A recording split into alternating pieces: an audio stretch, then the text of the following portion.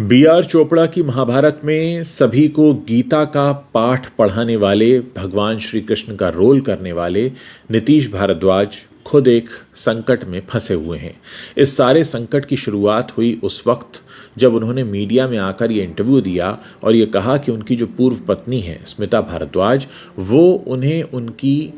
2 नन्ही बेटियों से मिलने नहीं दे रही हैं और उनके ऊपर मानसिक दबाव है, वो मानसिक रूप से प्रताड़ित हैं। इस इंटरव्यू को काफ़ी देखा गया, लोगों ने इसके बारे में बात करनी शुरू की। अब जो स्मिता भारद्वाज हैं वो खुलकर मीडिया के सामने आ गई हैं, जिसमें उन्होंने ये बताया है कि माननीय अदालत ने ये कहा था कि हर महीने नीतीश भारद्वाज अपनी बेटियों के खर्च के लिए 10-10 हज़ार रुपये देंगे, लेकिन उन्होंने ये खर्च नहीं दिया है। साथ ही उन्होंने ये भी कहा कि उनके पति ये चाहते थे कि वो आईएएस की नौकरी छोड़ दें, वो नौकरी छोड़ना नहीं चाहती थी और फिर बातें बढ़ती गईं और मामला तलाक तक पहुंच गया।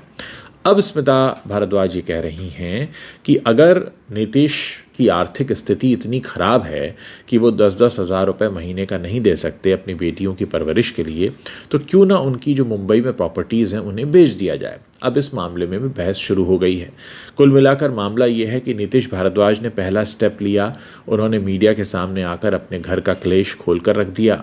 और अब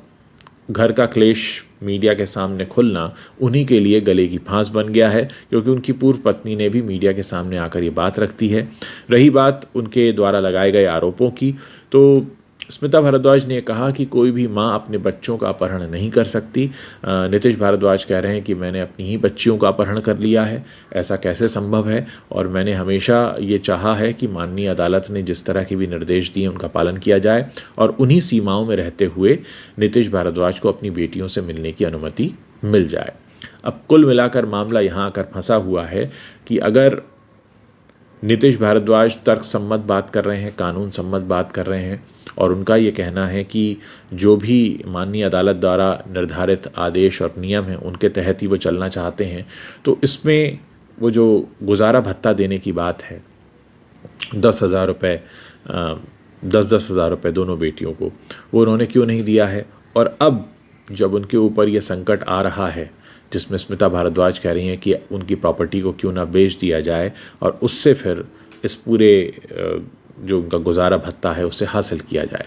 तो कुल मिलाकर नीतीश भारद्वाज फंसते हुए दिखाई दे रहे हैं। इसके बाद उनका कोई स्टेटमेंट नहीं आया है। यही कहा गया है कि नीतीश जो है मानसिक रूप से प्रताड़ित महसूस कर रहे हैं। स्मिता और नीतीश के बीच क्या हुआ ये दोनों ही बेहतर जानते होंगे, लेकिन जो बाकी लोगों को दिखाई दे रहा है वो ये है कि नीतीश और स्मिता के अलावा इसमें 2 बेटियां भी हैं जो मानसिक रूप से काफ़ी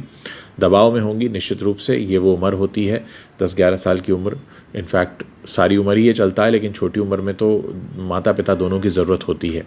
और अपने माता पिता को इस तरह आपस में झगड़ा करते हुए देखना, मीडिया में इस तरह की खबरों को सुनना, वाकई उन दोनों बेटियों के लिए काफ़ी दर्दनाक रहा होगा।